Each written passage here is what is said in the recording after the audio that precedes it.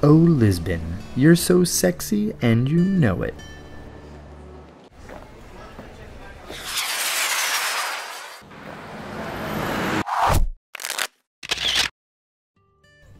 This isn't my first trip to the Portuguese capital, and it surely won't be my last. There's something about this old historical city that draws me in.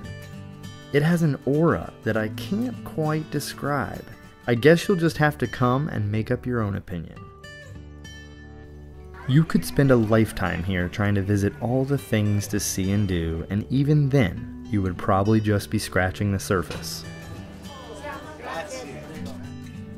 I could spend hours just people watching in the various plazas and squares throughout the city.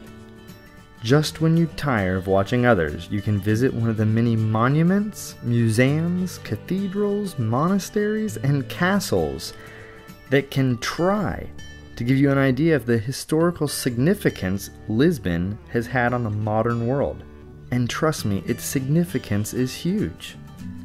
This was something I was oblivious to on my first trip here, but I appreciated it even more on this trip. The best part about Lisbon is that many of my favorite things to see and do cost little or no money, especially if you like to walk like I do.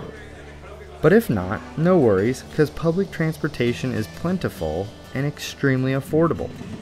However, if you do like to walk, it won't be long before you recognize something different about the sidewalks in Portugal. They are art that you walk on, and it's everywhere. It's called calçada, and to my knowledge, this highly skilled practice of carving limestone into different designs can only be seen in Portugal.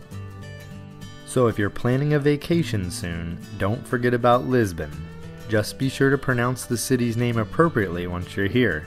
The locals pronounce it Lisboa. Hey, don't leave yet. Let's keep traveling. To keep watching virtual postcards, click here. Or check out all my videos at my YouTube channel by clicking here.